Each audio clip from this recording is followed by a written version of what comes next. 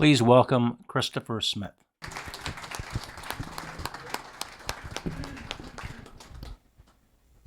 And it's funny, that video you saw, at the end, the lady Michelle Miller there, who was talking with me, we did this whole thing, and it was like a 2-hour, 3-hour process, and they asked me to play guitar, which terrified me.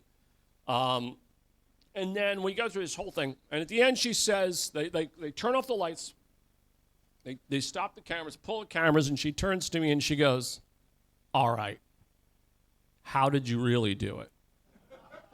And that's a question I get, constantly. How? How did you do it? I am the only person we know of who wrote the music, lyrics, and the libretto, which is the story of a Broadway show that I created and got to Broadway on the first time. Nobody believed it. Nobody. I mean, well, one person believed it, and I'll tell you who they were. But this was very hard for people to accept. It took 19 years. And what I did, I was walking through a library, and I kind of ran my finger across the books, and I just pulled out one at random. Now, I had done this before. This isn't the first time I'd pulled off a book, but I wasn't looking for the rest of my life. I was looking for a youth talk for the youth group. I was looking for discussion starters, things to get people, involved. And I pulled it off. I read it, and I realized very quickly this was something extremely special, something I hadn't heard at all. I was a history major in college. I couldn't believe I didn't know this guy. And then at the end of the book, it says, sort of like, as a matter of fact, "Oh yeah, and by the way, he wrote Amazing Grace." And I'm like, what? I had no idea how Amazing Grace was written or what it was really about. We had millions and millions of people singing and hearing Amazing Grace, watching the Charlie Kirk Memorial. Hardly any of them know the story behind Amazing Grace. So I go home to my wife. Now, by the way, I see the book, I read the book, and I realize it would be great. But the show hasn't started yet. So that's just an idea like every other crazy idea I have, and I do have a few. I go home to my wife, I lay the book on the table, and I said, "This is the next Les Mis." And I go through, and I say, there's this kid, and he has a rocky relationship with his dad, and his mom loves him and teaches him scripture, but then she dies young, and the boy becomes bitter. And he falls into all sorts of things in the slave trade. He goes to boarding school and I'm going through this whole thing. And there's a girl who loves him, and I start to go through this whole story in the end, and then I sum it up with, that's the guy who wrote Amazing Grace. That's what Amazing Grace is about. And she said, "Do it." And I'm like, do what? I mean, what exactly am I going to do? Sell it to somebody? She said, "No, do it yourself." And I'm like, "Honey, I don't think you understand. Getting to Broadway as a writer is the most coveted, the most difficult, the most precarious and expensive thing you can do in entertainment. Hardly anybody gets to Broadway. There's hundreds of films every year, but there are only a few Broadway shows, and most of them fail, and most of them don't get beyond their first week. But she said, "I think you could do it." And Alana and I have been best friends since the senior prom. So she really knows me, and she really loves my music. She really understands it. And Alana is honest almost to a fault. She's not abrasive, but she just hates to lie. She hates to gloss things over. Everybody does it sometimes, but she just really doesn't like it. So when Alana tells you something, you could take it to the bank. She could be wrong, of course, but she really believes it. So when she said, "I really do think you can do this, and I know you better than anyone." So I started. That was 1997. So I begin writing. I have never written anything professionally, except for like accident reports. I was a police officer, I was a youth leader. So I go from youth calendars and accident reports to Broadway. And I start running it and writing it, and I don't really learn a whole lot. I just kind of do it.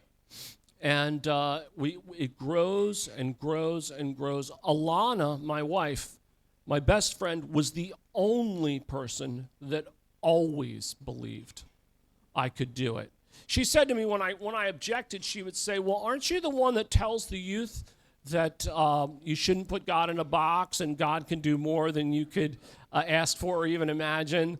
And I'm like, yes. And she said, well, I'll prove it. It took 19 years of proving it.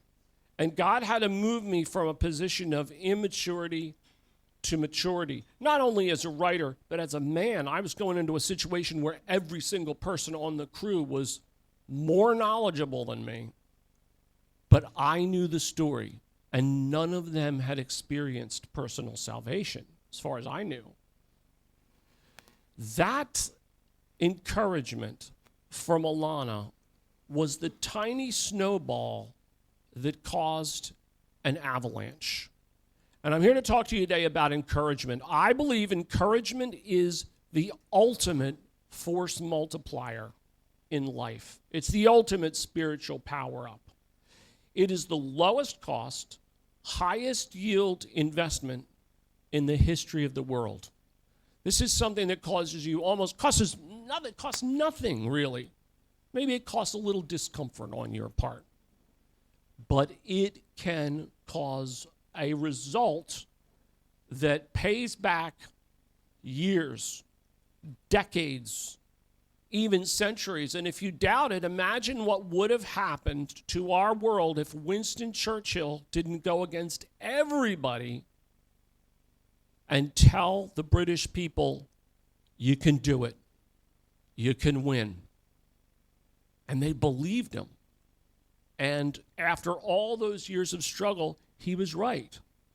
And in a way, he was right because he encouraged them. And when we encourage others, we start something, we put that in motion, never knowing where it's going to go or what it's going to do. I'll give you an example. So in Amazing Grace one day, years before, I had a young lady. She was singing at my church. Her father was the former pastor. It was Rob Fraser. Does anybody know Rob Fraser from out in Nashville? He was a member of the group Petra. And his daughter Savannah was singing. She is young. And I go up and I said, hey, I just want you to know, you're really good. And she says, oh, thanks, I'm in theater school. And I'm like, hey, I write for the theater. So I tell her the story, and briefly, and she said, I would love to do that. And I said, well, listen, here's my email, here's my phone. Hang on to this. Watch the trade magazines, and when you see that we're auditioning, then give me a call, and I'll tell you what you should do. So years go by. I forget about it completely. She graduates. She's trying to make her way in the industry, which is extremely tough. And one day I get a call. The casting announcement is out, and she says, hey, I'm Savannah. I'm the one you talked to in the church all those years ago. I want to audition. Tell me what I should do. She said, I want to be the leading lady. And I said, don't do it. I already knew we had a leading lady. We'd already hired somebody. I said, don't try for the leading lady. You can't get it. Try for the understudy. Because the understudy in Amazing Grace has to be able to do everything that the lead can do, but she also is the humorous character. She's the ditzy friend. And she has these really funny lines. And I said, okay, this is all you need to know about Sophie. Sophie is not funny. She's totally serious. She just walks in and says things like she really thinks, and then we're the ones that think they're ridiculous. So I said, play it completely straight. She goes, okay, I'll do that. The character of Sophie, at one point, John Newton, the male lead, asks Sophie what Mary Catlett, the girl that he's in love with, thinks of him. And Sophie rolls off this list that's just, you're godless, heartless, gin-soaked brat who glories in moral depravity, and she just runs this whole list.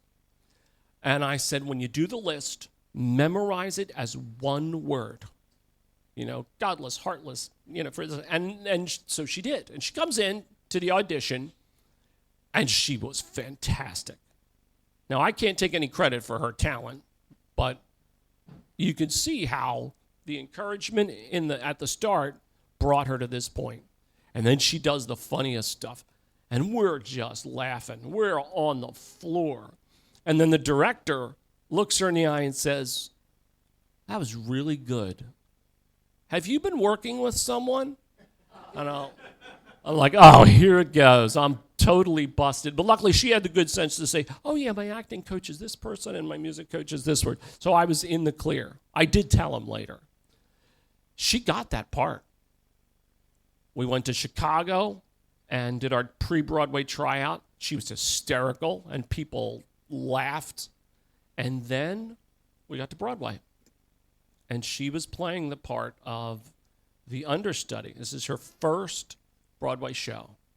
And then one night, our female lead, Erin Mackey, took the night off so that Savannah could go on in the leading role. And Savannah, in her first Broadway show, played the female lead. And she was awesome. I had no idea when I walked up to the front of that church the snowball that I was creating.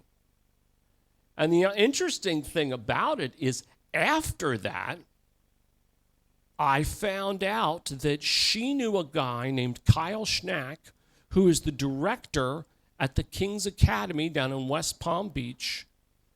And now Amazing Grace is going to relaunch its entire show at the King's Academy Conservatory. First time ever that a Broadway show relaunches at a high school. The whole nature of the show has been turned into a youth-facing brand. So I'm shaking the dust off Broadway's feet. We were there for 117 performances. It was great. The New York Times didn't think it was great. They totally panned us. And, if you look at the Ticketmaster site, there were 400 and some reviews, and they're all great. Our rating on Ticketmaster was 4.8 out of 5. That's 96%. That's the same as Hamilton. But the New York Times didn't like it, and they betrayed their bias, and they just didn't want to hear that a white slave trader could ever be redeemed. And that's what they wrote. So that, by the way, that reviewer was fired later that same year. But and he was fired because he was picking winners and losers. He was helping his friends win. Encouragement. Sometimes it's tough for people who are self-starters. I'm sure there are a lot of accomplished people in this room, and maybe you don't need encouragement the way others do. But I guarantee there is someone in your life right now who cares what you think. That person, the person that just popped into your mind when I said that, someone who cares what you think. Encouragement to that person could start the snowball that becomes an avalanche. What I do, this is just my way of doing it, of thinking of encouragement, because it is something you have to practice. Practice on things that don't matter. Practice on the barista. Practice on, customer service people. Just get used to encouraging. In fact, the biggest thing you can do to practice encouraging is do it yourself. Encourage yourself. Notice. Encouragement starts when you notice something worthy, something excellent, something praiseworthy, something pure, and just notice it. You just say, hey, you know what you did in that meeting? I noticed that. That was good. That's it. You just encourage someone. You just changed their day. And for all you know, you changed the whole course of their week, their month, their life. We need to know when we're going in the right direction. Here's how I do it. There's a million ways to encourage. This is how I go through it. I have 3 E's, the 3 E's of encouragement. Number 1, evaluate. Think about what they need, where they are, what they're struggling with, what their goals are. You know, in Ephesians 4:29, it says, do not let any unwholesome talk come out of your mouth, but only what is helpful for building others up, according to their needs, that it may benefit those who listen. And there's a helpful song. It's, do not let any unwholesome talk come out of your mouth, but only what is helpful for building others up, according to their needs, that it may benefit those who listen. Ephesians 4:29. You got to get the reference in there. I did not write that. That's a little copyright violation for you guys. Don't tell anybody. But so many times we listen to that verse and we hear, do not let any unwholesome talk come out of your mouth. And what do we think that's about? We think that's about profanity. We think it's about cursing. That's, by the way, that is disputed. The actual word for unwholesome there is fish talk. Imagine just the smell of rotting fish. It's not necessarily profanity, but it's just something that stinks. He's basically saying, don't say words that stink.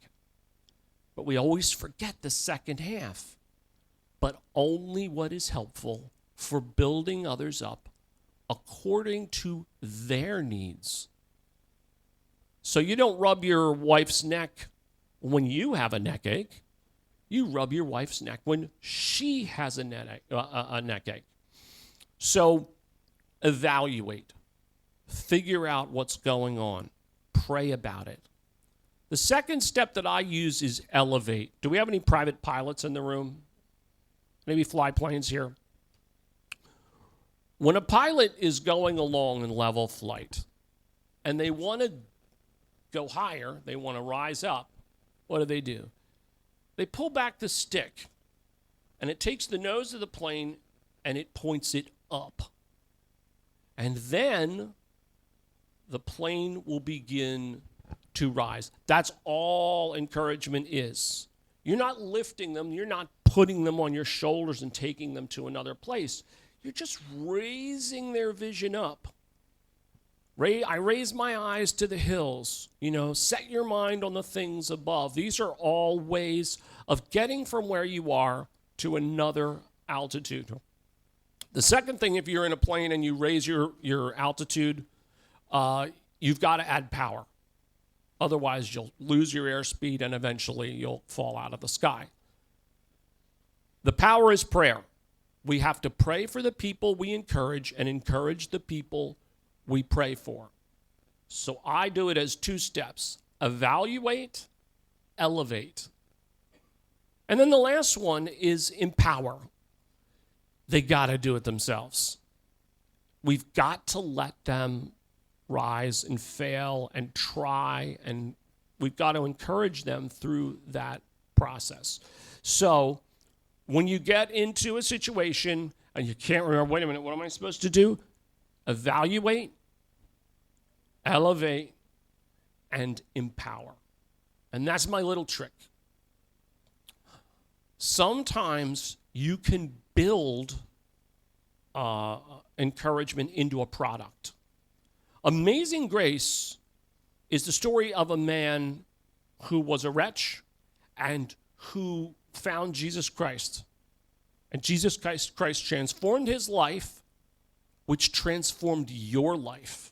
We don't even realize it today. The world we live in is a legacy of what happened to John Newton.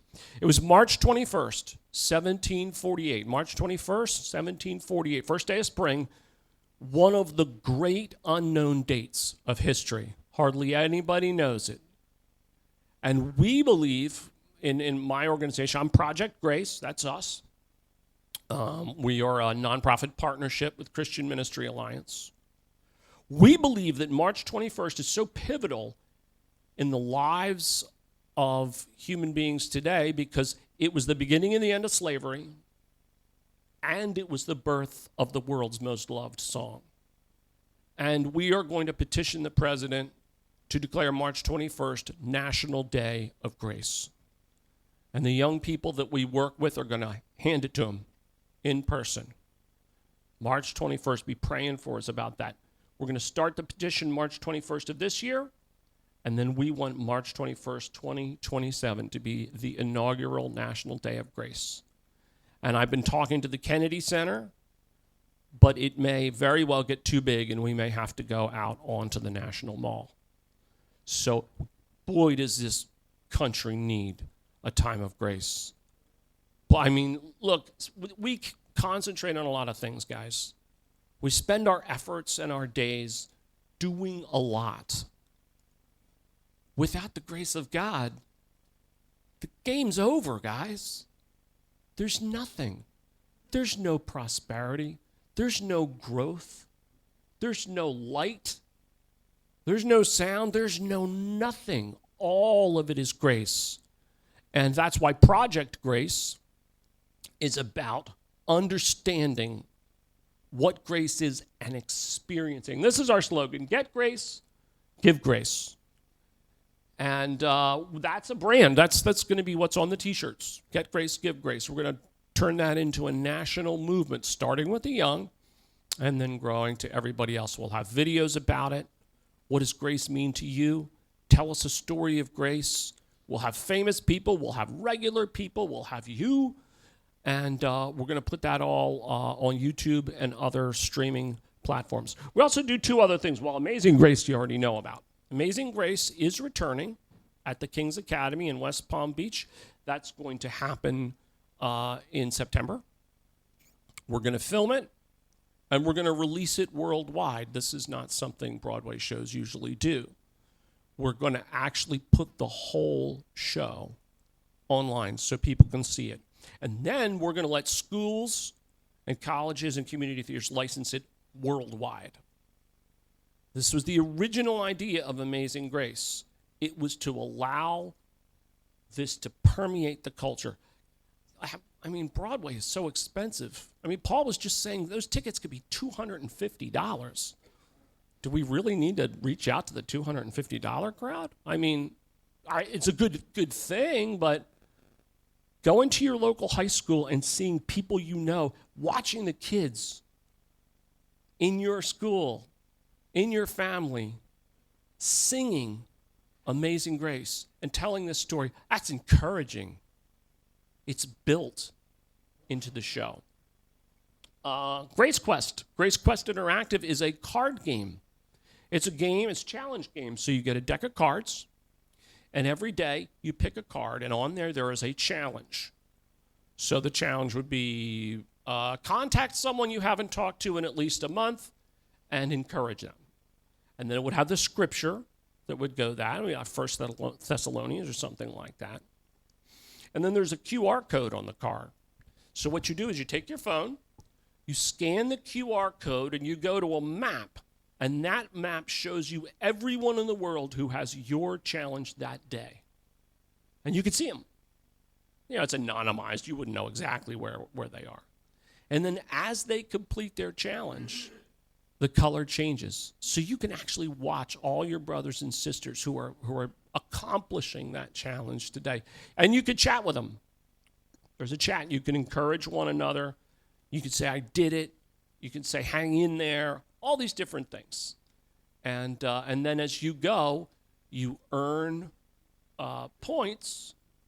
And then we have each card has a class, which is the full armor of the Spirit. It's, sword, helmet, breastplate. And as you grow in these different areas, your avatar, your little guy, you could equip him. You can give him a real helmet. First he gets a bronze helmet. Then he gets an iron helmet. and he gets a silver helmet and a gold, and you grow, and this is for ages probably about 18 to 16, but there are a lot of people, my age who play games like this all the time. So it is what the slogan for the card game is: the game where building your character builds your character. So there we go. And then, of course, we have National Day of Grace Petition, which I already told you about. I want to tell you one other story as we're 5 minutes away here. Sometimes people encourage you and you don't even realize it. And they don't even realize it. If you went to Amazing Grace on Broadway, you might have noticed that there was an elderly gentleman who stood in front of the door, and he greeted people, and he would talk to people, where are you from, and all that. He'd walk up the line and back. And they were sort of like, oh, isn't that nice? They have the elderly gentleman who's greeting. It was like the greeter at the Walmart, you know what I mean? He was the reason Amazing Grace was there. That man put millions of dollars into Amazing Grace. He was an inventor, and he sold a business, and it sold for more than he expected. He believed that God called him specifically to use that money to make Amazing Grace possible. Amazing Grace was a $15 million show. Now, look, we had a lot of other investors too, but they were on a different scale. But he was out there all the time. This is a guy who had, I think he had 3 planes and 25 cars. And what he would do in his hometown, he'd go and he'd catch a bus. He would ride the bus all the way into the Port Authority building. He would walk to the theater. He would greet people. And then after the show, he would find them again. And he would talk to them about grace. And he would talk to them about what the characters meant and their lives, their own lives. It was just this is his thing. This is his ministry. So I get a call from his daughter years later, and she says, look, Dad has Alzheimer's. And I said, yeah, I heard that. I was really sad to hear that. And she said, well, look, he hardly remembers anything from his life. But he loves wearing his Amazing Grace team jacket. But it got ripped, and he can't use it anymore, and I really need to buy another one. And I said, I'm sorry, those are real team jackets. We don't have any more of those. And I said, well, wait a minute. We thought about it. I thought, hold on a second. I went through my closet. I have a closet with all my Amazing Grace swag. And I pulled off the one, and I said, I got one. And she said, oh, you can't bring me that. That's yours. That's your memory. And I said, no, give me your address. I'm going to be up soon. So I drove up there with the jacket, and here comes Alex, and he meets me at the door with his daughter. He has no idea who I am. None. It was as if I never existed in his life. We work together every day. He goes and he says, here, come on, I want to show you something. He gets this big, like a drawer or something, and it's full of pictures. And he lays it down on his dining room table, and he starts showing me. He says, this is Amazing Grace. This is John Newton. He was a slave trader, da-da-da-da-da-da. And he's showing the creatives and all this. I'm in the pictures. And he doesn't even realize it. He's telling me all these stories. And then I realized, in his mind, he's still there on 41st Street. He's still doing the job. And during a time when I was completely depressed, BLM was huge. Remember, I was a police officer. BLM was huge. Nobody wanted a story of grace. Nobody wanted harmony between the races. Everybody was scared and quiet and all this, and nobody was producing Amazing Grace because they were scared. And schools thought, if we do this show, we're going to get protested. And they were right. So I'm with Alex. He shows me these pictures, and I realize that this is a man who's a millionaire who lost more than I will ever have in my life. And he's still doing the job. He's still there. So I said, Alex, I just want you to know, I found your jacket. And I handed it to him, and he smiled. And he said, thank you. Thank you so much. And we said goodbye, and I left. I never saw him again. I went to his funeral, and there was a big long line. And I get to the end of the line, and his daughter's there, and she has a paper bag next to her. And she hands it to me, and she says, thank you. This really brought him comfort in his last days. And this is it. I always keep this where I can see it, every day. This is my reminder what it means to keep doing the job, even though you suffered loss. He has no idea this encouraged me, but God did. God does. And I just wanted to share that with you guys. Thank you very much.